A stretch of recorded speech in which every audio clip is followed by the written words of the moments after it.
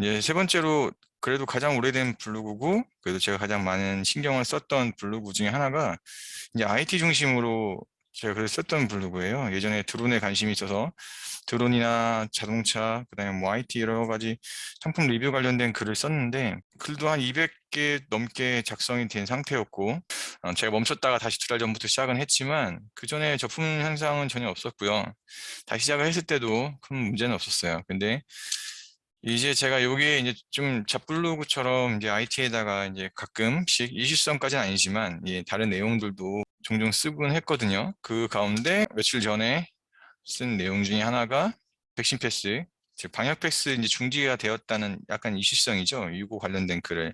두 번째는 블로그 랭킹 올리기라는 이전 제 영상을 보시면 알 거예요. 거기 올렸던 유튜브 영상인데 이 영상을 올리고 이 관련된 글을 좀 더 풀어서 썼는데 이제 문제는 어제까지 멀쩡했던 이 블로그가 오늘 아침에 보니까 다음에서 저품질 상태가 된 거예요. 지금 다음 리뷰이 아예 없습니다. 구글은 원래 좀씩 오긴 했지만 많이 미비한 상태였고 네이버도 마찬가지. 지금 이 블로그가 뭐 엄청 많은 유입자가 있었던 건 아니었지만 그래도 다음에서 거의 90% 정도 유입자가 있었던 블로그인데 지금 홍하게 됐어요. 아예 원인이 없는 건 아니잖아요. 그래서 저는 이제 이 전에 글 쓴 위에 두 개의 이유가 가장 클 거라 생각하고 이 두 개의 글을 비공개 삭제 처리를 했고요. 좀 더 지켜볼 생각입니다. 이걸 관련해서는 다음에 또 이야기를 해볼게요. 저품질에 걸리는 상황이라 저도 사실 T3 블로그는 다시 운영한 지는 두 달 정도밖에 안 됐기 때문에 당황스러웠는데 다음 작품들은 거의 온다 생각하는 것이 편하다. 구글 노출을 목표로, 또 네이버 노출을 목표로 시작을 다시 글을 쓰면서 시작을 했긴 했지만 정성스럽게 그래도 글을 썼는데도 불구하고 이렇게 됐네요. 그러니까 해결책에 관련해서는 아까 위에서 말한 것처럼 먼저 문제의 소지 글을 최신 글들을 먼저 비공개하고 삭제 처리를 했어요. 고객센터 문의에 대해서는 저도 경험해 본 적이 없기 때문에 좀 많은 경험자분들 조언을 좀 구했는데 여러 사례가 있어요. 바로 이런 부분에 고객센터에 문의했을 때 저품질 풀어주는 경우도 있다고 하는데 오히려 더 팝밴까지 먹여버리는 경우도 있다고 하네요.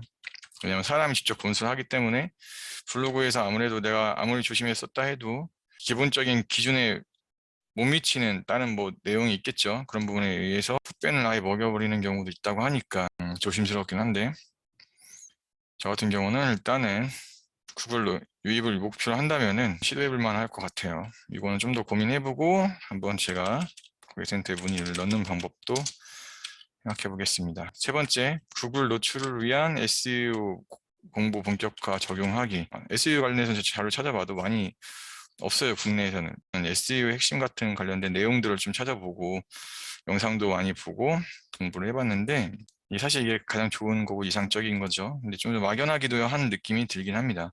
하지만 SEO에 관련된 공부를 하면서 제가 느낀 부분은 도메인과 이게 정확한 정답은 아닙니다만 일단 도메인하고 사이트 점수 이거에 대한 부분이 작용하고 페이지 속도, 백링크 등 여러 요소가 있어요. 이 부분들이 있는데 도메인 같은 경우는 T3는 되게 좋은 편에 속하죠. 사이트 마찬가지고 다만 이제 문제는 이제 페이지 속도인데 이건 워드프레스보다 T3가 많이 떨어지거든요. 워드프레스는 전 세계적으로 사용되고 있는 플랫폼임에도 불구하고 국내에는 이게 들어온 지 얼마 되지 않았기 때문에 이거에 대한 수정이나 보완을 하는 부분에 대해서 프로그램적으로 들어가는 부분이 약하다고 해요, 우리나라에서는. 그러니까 이거는 저도 일단 글을 본 거지만 그런 부분 때문에 조금 걱정이 됐던 것 같아요. 장기적으로 생각하고 워드프레스를 하는 건데 당장에 구글 노출을 시키기도 어렵고 많은 시간을 투자해야 되는데 불구하고 이거에 대한 부분 정확한 지식이 없다고 하면은 만약에 문제가 됐을 때 그거에 대한 대처가 없다면은 좀 애매한 부분이 될 수 있겠죠. 오히려 트윗스토리보다 더 애매하게 돼버릴 수도 있기 때문에 워드프레스로 해서 이제 애드센스라든지 쿠팡 파트너스를 같이 진행을 할지는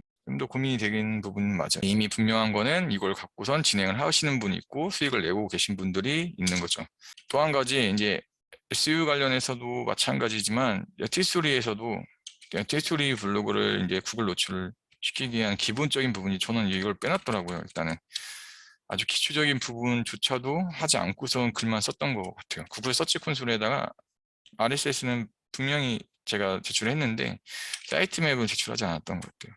왜 이게 색인이 되지 않는지 이렇게 오류가 생겨서 뭐가 뭔지 몰랐었던 것 같은데, 이거에 관련해서 잘 찾아보니까 RSS 사이트 맵, 이건 T술에서 이제 자동으로 생성이 된단 말이에요. 이거에 관련해서는 좀 더 다뤄볼 텐데, 일단 사이트 맵 제출 같은 경우는 기본적으로 해줘야 구글 노출에 유리한 부분이 있다고 봅니다. 근데 차선책으로는 저는 개인 홈페이지 구축, 워드프레스와 IMAP, 즉 구노보드 같은 이런 부분을 신경을 쓸 수밖에 없을 것 같아요. 간단하게만 얘기해 볼게요. 제가 찾아보니까 저 홈페이지들이 있는데, 요즘은 개발을 직접 해가지고 홈페이지를 구축하는 것이 아니라 아예 웹빌더 같은 이런 플랫폼들이 많이 있잖아요. 윅스 같은 것도 마찬가지고 IMAP도 마찬가지고 이런 웹빌더와 또 워드프레스 마찬가지고요. 그러니까 자체 개발하는 거 외에 이런 부분들의 플랫폼들이 많이 있고, 이런 것들도 마찬가지로 구글 친화적인 시스템으로 되고 있죠. 어떻게 이게 노출이 되는지에 대한 사례는 제가 찾아보지 못했지만 각각의 장단점이 있어요. 그다음에 크리에이터 링크 장단점, 그다음에 큐브 장단점, 카페24 이거는 많이 사용해 보셨겠고요. 호스트 같은 경우는 카페24를 통해서 하는 경우도 많이 있으니까 이런 것도 마찬가지고, 워드프레스가 이제 관건인데 제가 말한 게 이 부분이에요. 장점은 이제 플러그인과 스킨이 정말 많다라는 부분. 저도 직접 해본 것이 아니고 이 자료에 대한 부분이기 때문에 참고만 일단 해주세요. 해외 유저가 많다는 장점, 뭐 속도는 하기 나름이지만 보편적으로 빠르다는 거. 이 부분, 스피드 때문에 제가 고민을 하고 있는 거예요. 그다음에 구글 노출에 유리하다는 부분들도 많이 이야기가 되고 있고요. 단점은 일단 기초적인 코딩 능력이 필요하다. 물론 생성할 부분에서는 개설한 다음에는 크게 작용 안 하긴 하는데, 일단 일반적으로 접근하기는 T3보다는 좀 더 어려운 건 사실이죠. 그다음에 자세히 모르기 때문에 워드프레스에 대해서는 더 공부를 하면서 따로 정리를 해야 된다는 부분과 차이가 있지만, 월 사용료가 일단 유료로 들어간다는 것, 이런 부분을 감안했을 때 그런 리스크들을 좀 감안하고 들어간다면은 이것도 한번 고민해 볼 수는 있을 것 같아요. 문제는 이것도 노출을 시킨다는 것이 쉬운 것이 아니죠. SEO 부분 공부도 해야 되고, 그걸 노출을 위해서는 일단은 사이트 생성하고 바로 신생 블로그가 바로 되는 것이 아니라 어느 정도 시간이 지날수록 좀 오래될수록 유리하거든요. 그런 자료들을 봤을 때 최소 몇 개월, 1년 이상을 생각하고 진행을 해야 될 수도 있어요. 미래적으로 봤을 때 이제 불확실한 부분이 있기 때문에 좀 더 고민해보고 진행하는 것이 좋을 것 같습니다. 이 외에 차선책으로는 아까 말한 것처럼 IMAP이라든지 그다음에 구노보드라든지 국내 이런 부분들의 사이트들이 많이 있으니까 이런 부분도 같이 생각해 볼 수 있을 것 같아요.